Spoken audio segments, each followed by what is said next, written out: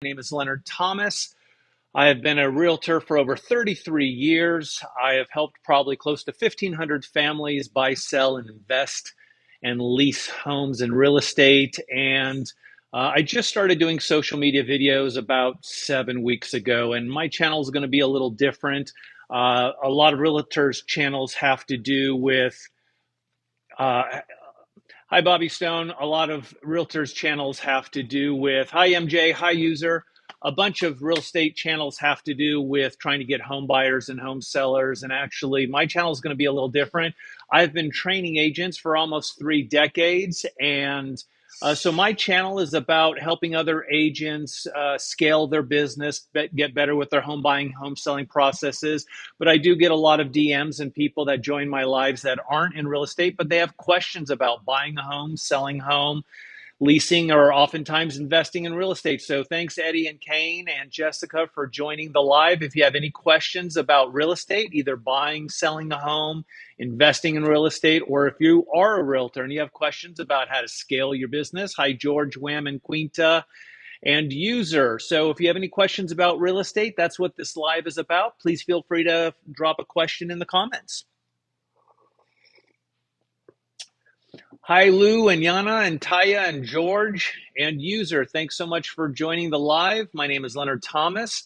I've been in real estate for over 33 years, and my channel is about answering your questions about buying a home, selling a home. Um, if you're in real estate and you have questions about scaling your business or how to better serve your home buyers and home sellers, that's what this channel is about. Hi, Cindy and Michael. Thanks for joining. So even if you're not in real estate, thanks for joining the live. If you have any questions about the home buying or home selling process or about listing, leasing, or investing in homes, that's what this live is about. That's what this channel is about. So if you have any questions about real estate, please drop those in the comments. That's what I'm here to do. And if you're just joining, thanks so much, Anna and Cindy and user, and won't pretend to know how to pronounce that name. And hi, Sarah and Woke and user again. I've been selling homes for over 33 years, despite my youthful, scruffy appearance. And I've been training agents for almost that long. So if you're in real estate, you've joined the live, thank you so much. Let me know how I can help you with your business. If you have any questions about how to service the home buyers or your home sellers better, or about processes. And if you're not in real estate and you joined us, but you have a question about home buying or home selling, please do. Hi, Michelle. Hi, Anna. Are any of y'all in real estate? Hi, Henry. Hi, Ileana. Hi, Harold. Is anyone watching right now in real estate? And if so, where are you from? Oh, Michelle. Michelle is your local North Carolina realtor. So thanks so much for joining, Michelle. Hi, Larry. Michelle, are you already following my channel, or did TikTok just throw you an invite?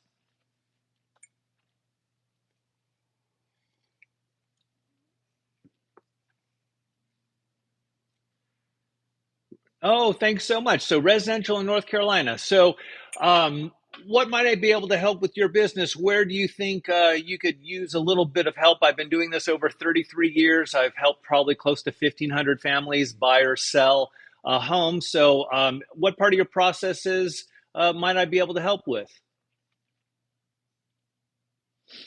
Hi, Will. Thanks for joining. And hi, Melvin. Hi, Nashville Love. I did a class. I'm a new agent in Orlando.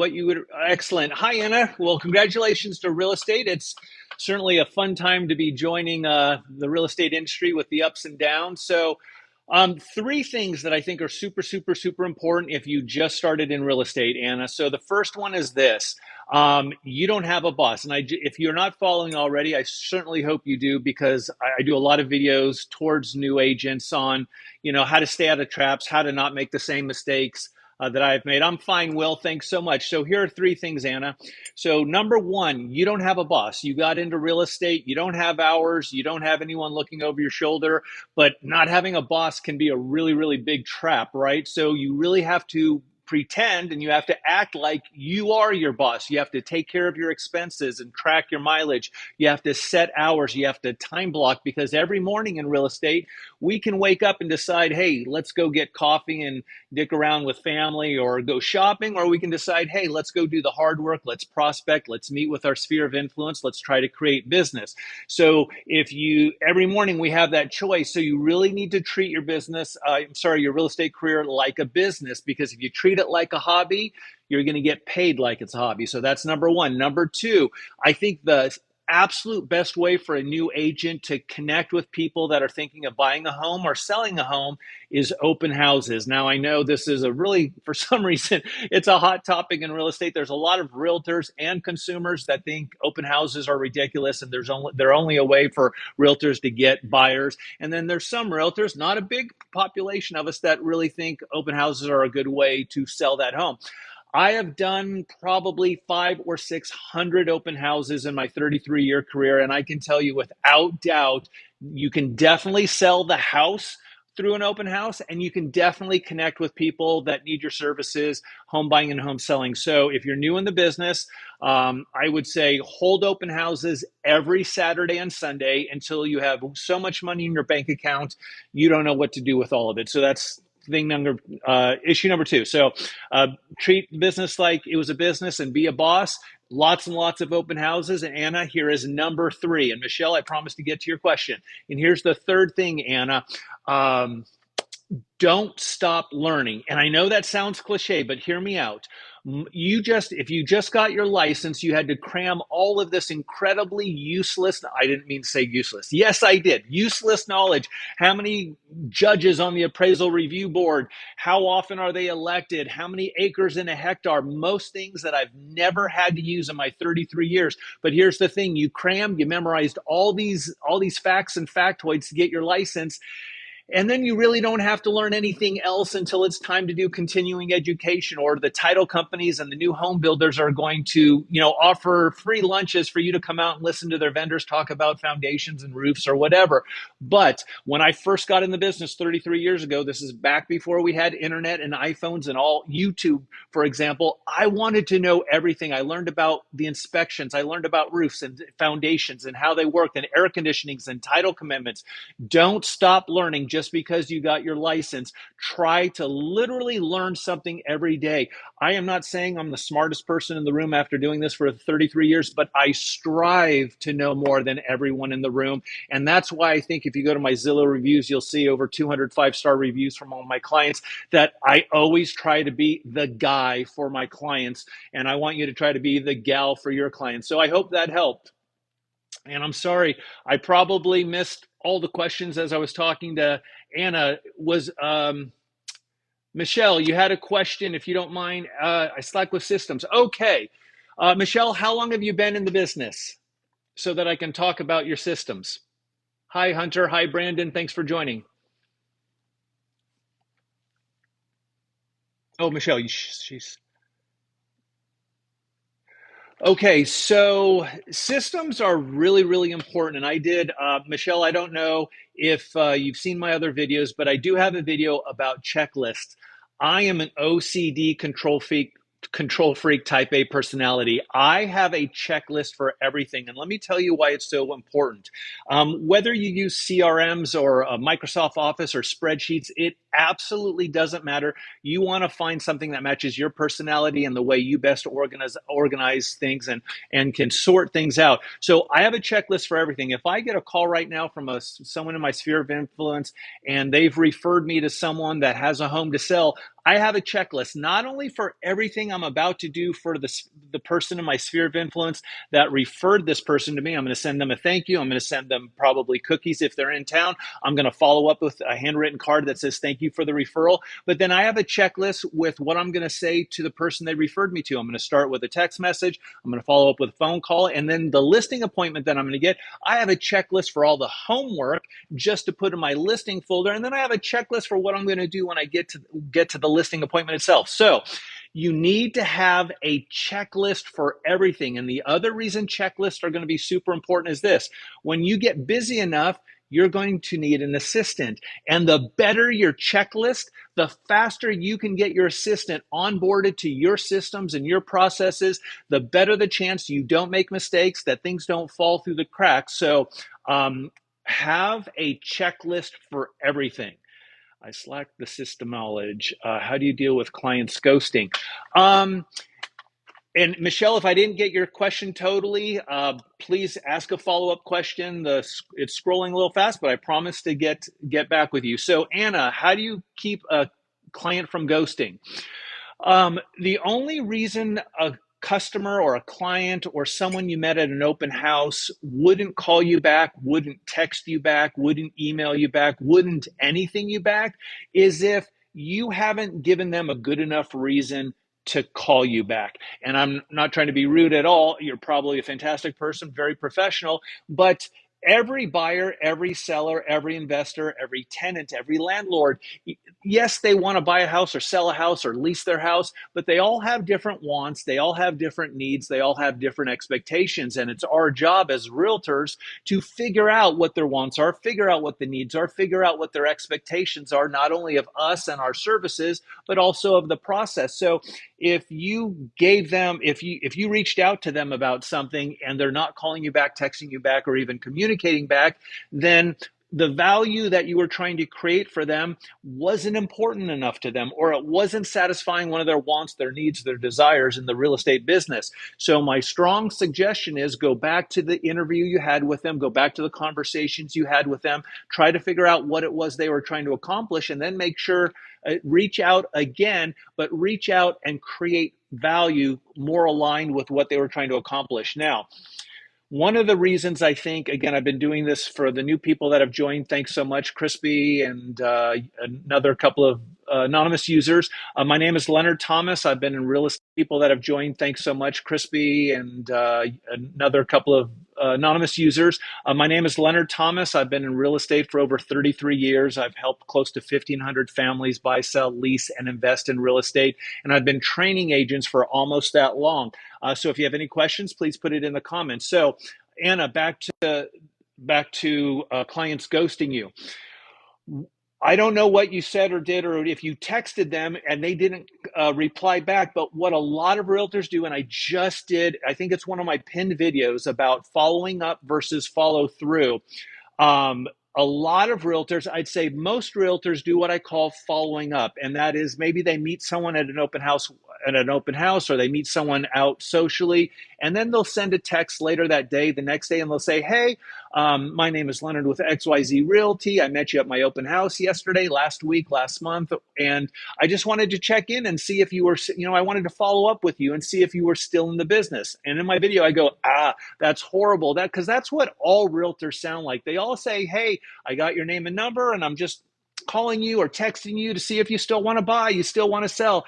That isn't creating value. And it doesn't surprise me. I'm not talking about you directly, Anna, but it doesn't surprise me that when a potential home buyer or a potential home seller gets that text or that email or even that voicemail, that they'd be like, yeah, I am, but I'm not going to call you back. You haven't really given me a reason to call you back. So what I want you to do is I don't want you to follow up with these people. And again, I have a video pinned on if you haven't followed yet, I hope you do. But I have a video and I talk about don't follow up, follow through. And the difference is when you follow through with someone, you're not calling to say, hey, are you still thinking of buying or selling? You're calling or texting or emailing and trying to create value with that person. So if you met them at an open house you had the weekend before, you may want to go see is there any new listings in that neighborhood. And then instead of texting them and saying, hey, I met you last week, I know you're thinking of buying a home, I just wanted to see if there was anything I can do to help. Instead of doing that, you send them a text or an email or call them on the phone and say, hey, I met you at my open house last week in the Briarmead subdivision, and I wanted to let you know that a brand new listing hit the market this morning in that subdivision. It's a beautiful home. They're asking $725,000. It has a gorgeous kitchen that they've updated. They've put new appliances in, and I wanted to know if you would be interested in seeing that home. So that's the difference. That's called following through, when you're connecting with someone and trying to create value for them. And I think there's just a much better much better chance that you'll get replies from people when you're calling them with value than just checking in. And I hope that helps. Uh, if I missed any of your, perfect, thanks, Anna. But I hope you stick around. I hope you follow if you haven't already. Hi, Christy, and hi, Crispy. Have you gotten an offer in Bitcoin? No. So I'm in Dallas here in Texas, and I haven't seen any offers in Bitcoin. I haven't even heard of anyone doing offers in Bitcoin. And despite doing this for 33 years, to be very honest, any offers in Bitcoin, I haven't even heard of anyone doing offers in Bitcoin. And despite doing this for 33 years, to be very honest, I don't know what I would do if I got an offer in Bitcoin. So I haven't had to deal with that yet. That might be more of an international thing. And I have a lot of, having done this for 33 years, I have a lot of real estate friends across the country, not across the world, but across the country. And I've never heard of any of them getting an offer in Bitcoin either. Hi, no time to waste. Hope you're doing well. Thanks for joining. And if you're just joining, a quick introduction. My name is Leonard Thomas. I've been selling homes for over 33 years, and I've helped probably close to 1,500 families buy, sell, invest, and lease real estate. I've also been training agents for almost that long. My real estate channel is going to be a little different. I just got into social media about 7 weeks ago, and whereas most real estate social media channels are about finding buyers and finding sellers, which great if that's what happens, but really my channel is about helping other agents scale their business and learn from the mistakes that I've made over doing this for 33 years. So if you have a question, please feel free to put it in the comments. And if you asked a question, I missed it, I'm so sorry. Hi, Bianca. Bianca, are you a realtor also?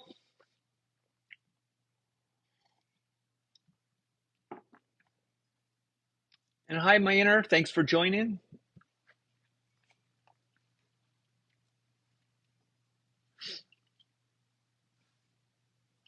And hi, Argos, thanks for joining. And Jack.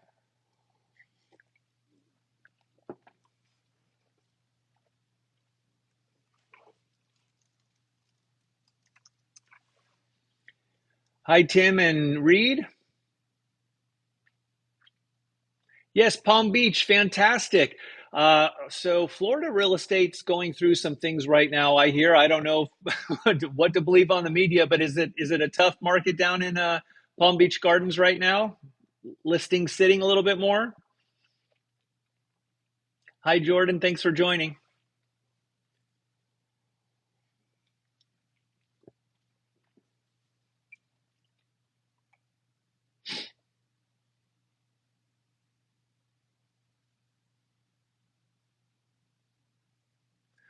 Texas girl, welcome. And oh, in the middle of getting licensed, fantastic. While I wait for Bianca to answer, where in Texas are you, Texas girl? I'm in Dallas.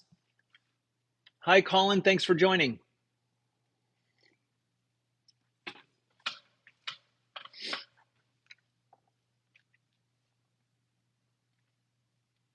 El Paso, fantastic. Well, so I've been doing this for 33 years, and my channel is honestly not about finding home buyers and home sellers. It's about helping other realtors. So if you haven't followed, I hope you do. There's a ton of videos to help agents that are just getting licensed or honestly not licensed, but going to be licensed. Learn from all the mistakes.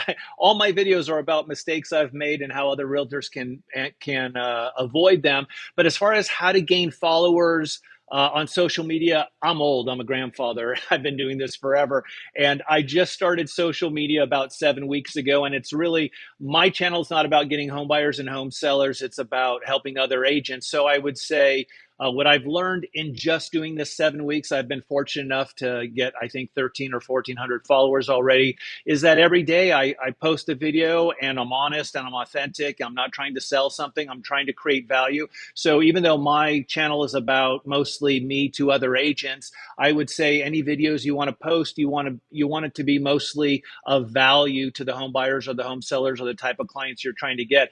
Obviously, trying to learn about social media, I scroll through hundreds and hundreds and hundreds of real estate videos, and I'm not judging any of these people and what they do because I don't know enough about social media to be judgmental about it. But to me, a lot of it seems like the exact same video over and over. trending sounds, trending things, pretending to get hit by a car just to say, now that I have your attention, is there anything I can do in real estate? I'm not saying that's good or bad. I don't get it. But again, I'm old, right? Get off my long, cranky 53-year-old guy. So I'm not sure how to grow your social media. But as far as becoming a successful realtor, there's a ton of videos that I have on my channel that I really, really hope might be helpful for you. Bianca, yes, homes aren't moving as quickly as they once were. Lots more inventory. Oh, thank you, Texas girl, very much. Yeah, so over 33 years, I've seen a lot of markets, Bianca. I've seen tons of seller heavy, buyer heavy, and everything in between. Thank you so much, Texas girl. And please feel free to DM me if there's anything any video you haven't seen, but there's a question, concern, or a problem you have. I love helping. So please let me know. And thank you. And get back to work. Let me know what I can do. Um, so what issues do you have down in Florida, Bianca, that I might be able to help with lots of inventory? I imagine that lots of your home sellers, if you're a listing agent, wonder what you're doing to get the home sold. What's an issue out there that I might be able to help with?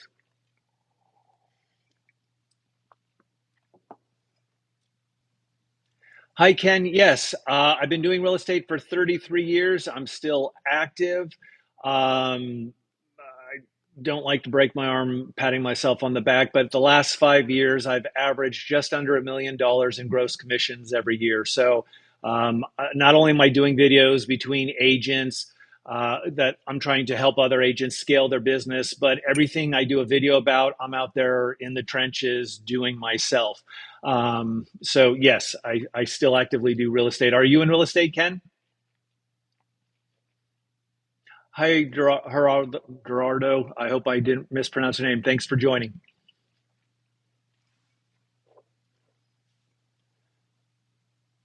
Realtors, I try to help both, Alex. I appreciate you joining the live. And I'm a newer agent. I'm trying to get more listings by cold calling expireds or canceled. Yeah, so Bianca, oh, excellent. Up in Chicago. I'm going up to Chicago in a few weeks. So I'm going to try to get to Bianca first, but Ken, I'm going to swing back around. So as a newer agent, Bianca, I have a lot of videos that I hope speak to all agents, but definitely speak to newer agents because almost all my videos are about mistakes that I've made and how I've tried to solve them. And I put those out there so that hopefully other people don't make the same issue, the same mistakes I've made. But as far as calling canceled and expireds, during COVID, there were no canceled and expireds. There weren't even open houses. There were no price adjustments or anything like that. Um, there were none of that. But now that we have the inventory has shifted from buyers sellers to now sellers buyers, you're going to get a lot more canceled. You're going to get a lot more expireds. The most important thing when you're calling the expireds or my opinion is go knock on the expireds on the canceled because they're getting lots of people phone calling. They're getting lots of postcards in the mail, but almost definitely no one's knocking. And even though there's a do not call list, there's generally not a do not knock list. But when you show up there, have a value. Tell them what you're going to do to help figure out what it is they're trying to accomplish and make sure you're able to provide a service that helps them solve that problem. If you're just, there's a lot of realtors just that sit there and cold call. There's channels on here where they show videos of them cold calling people all the time. And I would say there's lots of agents cold calling. Almost none of them are knocking. So it's what I like to call the difference between being efficient and being effective. Efficient is sitting at your desk and calling, 100 people in 2 hours. Efficient means you got a lot done in a short period of time. But effective means that you were successful more often. And I think if you go knock on these doors, at least that's what I did as an agent, I was a lot more successful because I was showing up. I was doing something that not all the other agents were doing. And that's I did a lot of expireds and canceled for a very, very long time.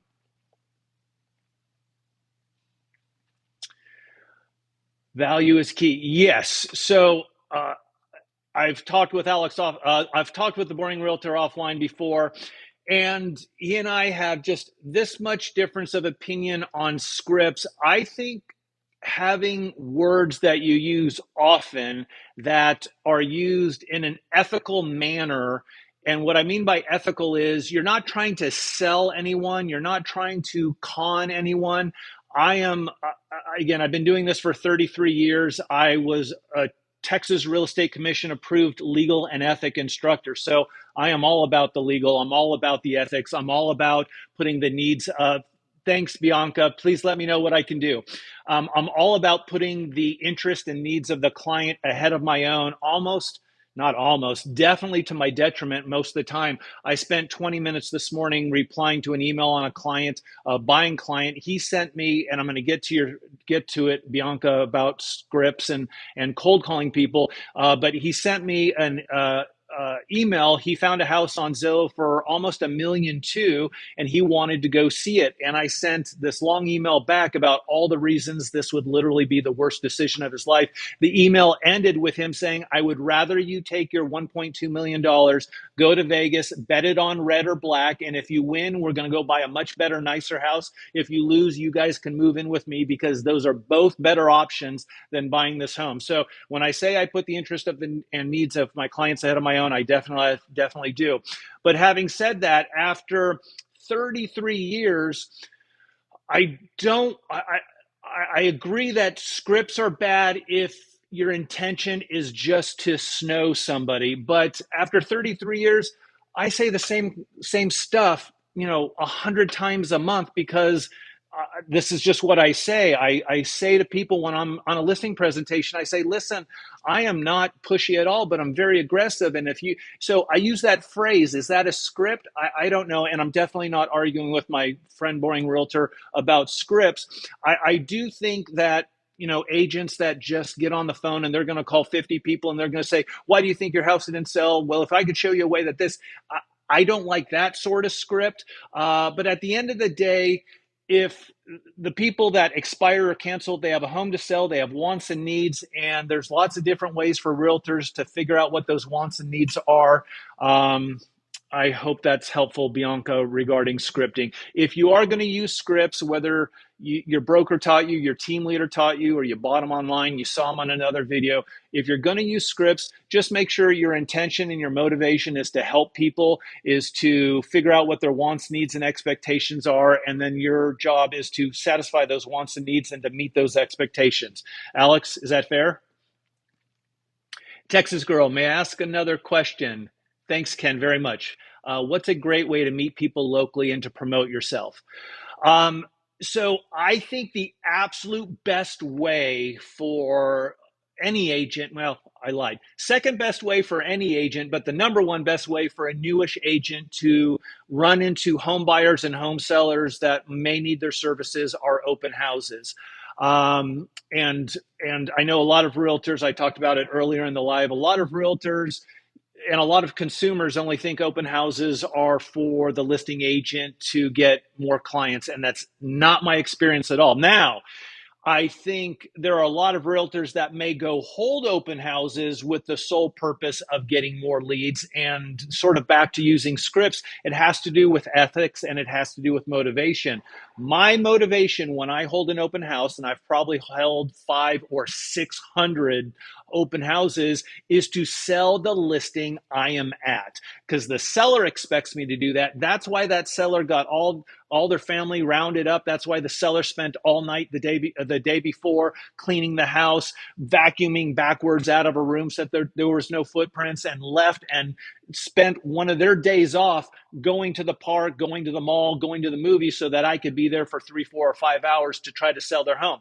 So when I am holding a house open, I am trying to sell that home. Now, the reality is, if I get 15 groups of people through my open house, the chances that they are looking for exactly that floor plan or exactly that price range is really, is not high. And I appreciate that. But real estate is a numbers game. And the more people I can get in the home, the better the chance that I'm going to be able to create competition and sell the home at a higher price in a shorter period of time. So when I hold an open house, and I have 15 groups of people through the open house, I know that it may only match the wants and needs of 2 or 3 of those people that come into the open house, which means 10 or 11 or 12 of those 15 groups, this house is going to be too big, too expensive, too small, not expensive enough, or too small for them. And I am definitely going to try to figure out once I've determined that this home doesn't work for them, I am definitely going to go try to see if they have wants and needs where I have services that I could provide. And I tell my home sellers, this is what I'm going to do. I tell them, listen, I'm going to do everything I can to sell your home to every single person that walks into the open house.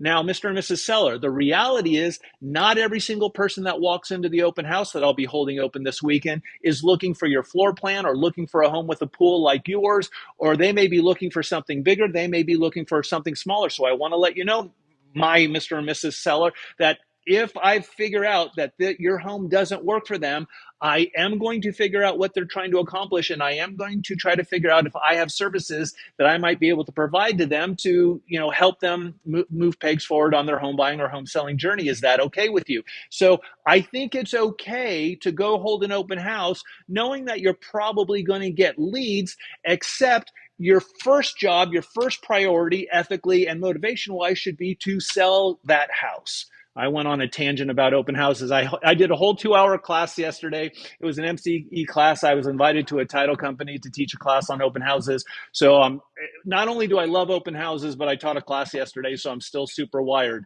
So I don't know, Bianca, if you're still there. I'm sorry, Texas Girl was the one that asked about how to meet more people. Hi, Caleb.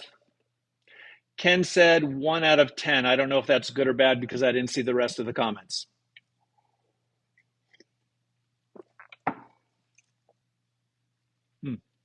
So for the new people that have joined the live, quick introduction. My name is Leonard Thomas. I've been, 1 out of 10 was actually, well, yeah, but that's not a horrible number. So if you hold 5 open houses, you get 50 people through and you're 1 out of 10, that's 5 people that are looking at the house that may have never looked at the house had you not held the open houses. And again, it's a numbers game. I think the brochures help. How much reach do you, if you're door knocking different neighborhoods?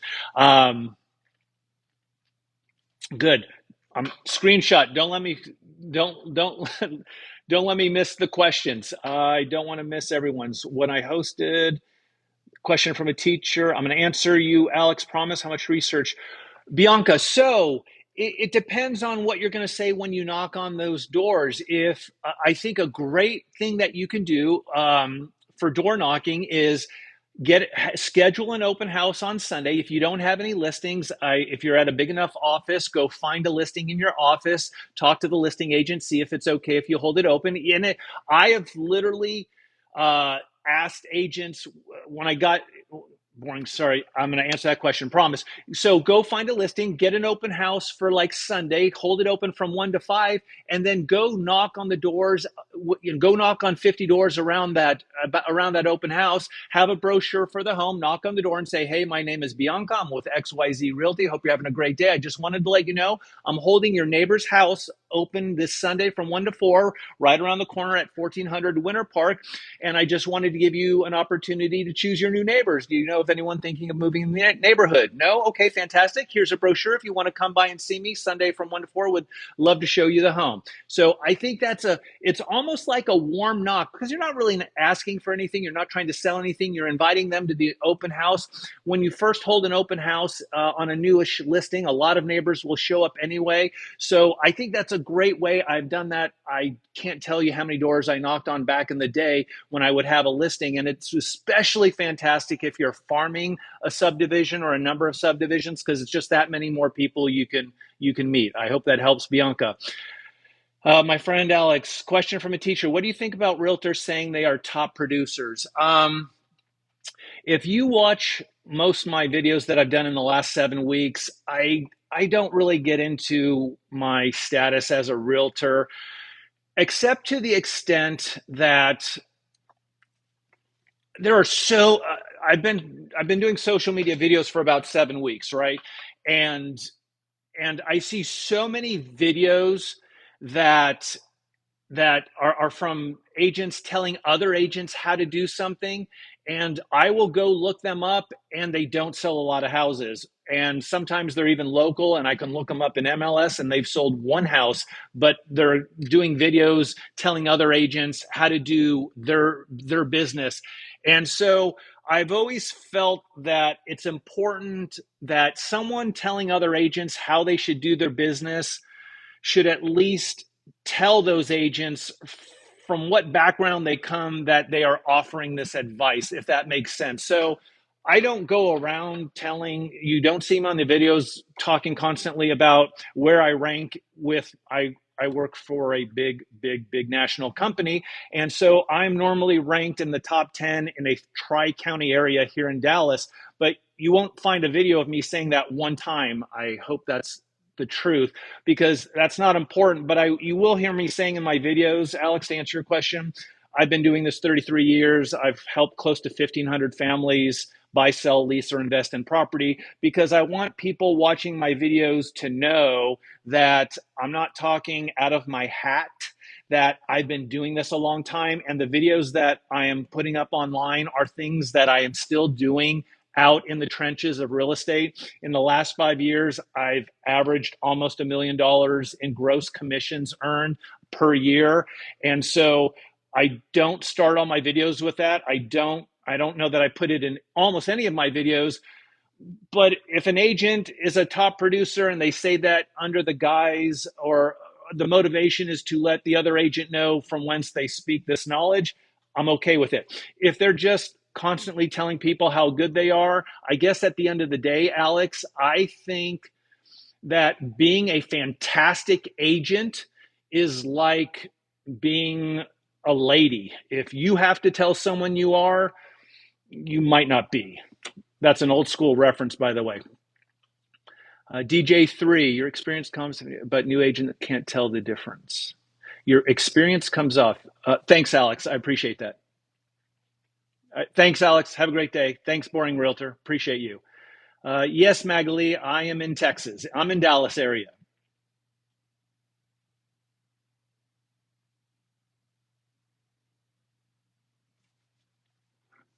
Hi, Heather. Thanks for joining. A lot of new people joined. Thanks so much. Quick introduction. My name is Leonard Thomas. I've been selling homes for over 33 years. I've helped close to 1,500 families buy, sell, invest, and lease real estate. My social media channel is really geared not towards finding home buyers and home selling clients for myself, but to help other agents with their business. I've been training agents for almost 3 decades. It's what I love to do. I love to give back to the industry. So if you're in real estate and you're joining my live, thanks so much. Please feel free to ask me any question in the comments. If you haven't followed my channel, but you like videos about how to make your business better, please follow and let me know if you have any questions. What about research for attaining new listings that are expired? So, so if you're going to go door knock on an expired listing, you're going to obviously want to do a market analysis. You're going to want to look at the multiple listing printout for when they were on the market. Try to figure out why it didn't sell with the other agent, because obviously their want and need is to sell the house. You need to be a solver of that want and need. You have to have a service that addresses that want and need. Spoiler alert, very often it's the price, because in my opinion, hot take, unpopular opinion, there are only two things that will keep any home from getting sold. In fact, for the people watching right now, if you're in real estate, in my opinion, there are only two things that keep any home from getting sold. Do you all know what they are?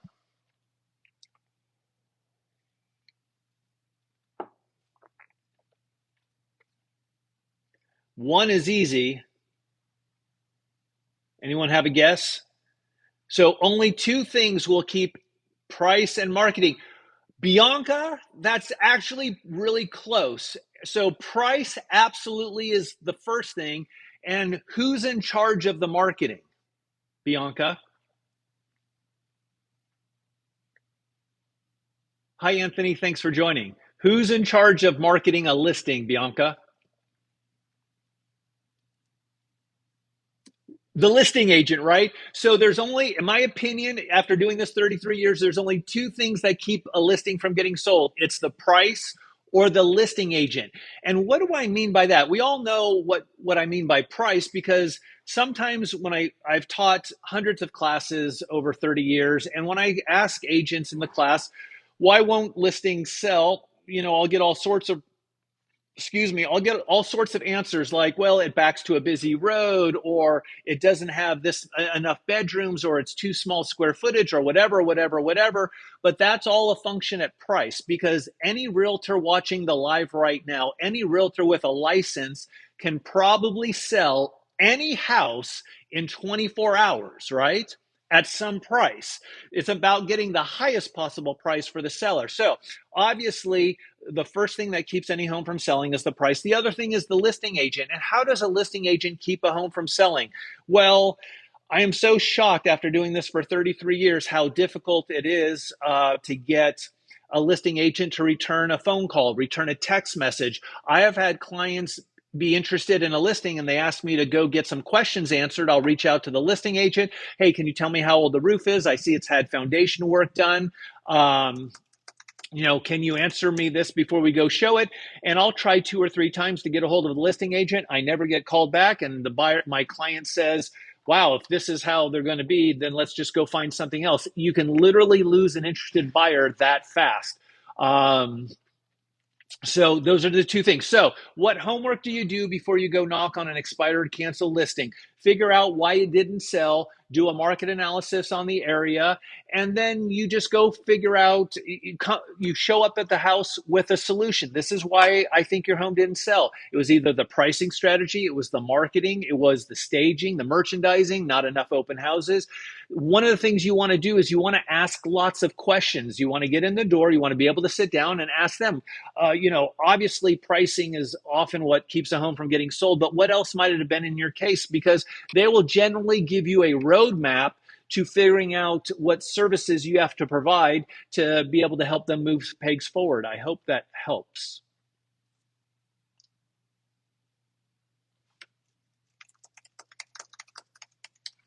Hi, Jessica. Thanks for joining.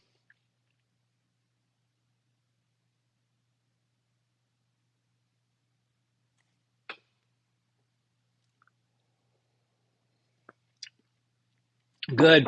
Bianca, don't be a stranger. If there's anything I can do to help, feel free to reach out, send me a DM or whatever. I love helping, especially new agents.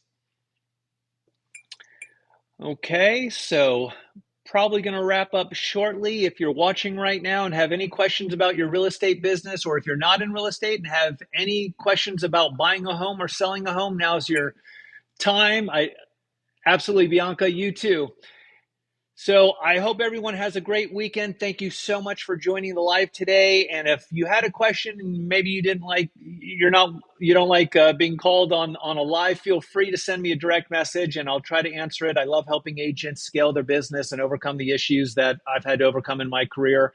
But I hope everyone has a great weekend and thanks so much. Bye-bye.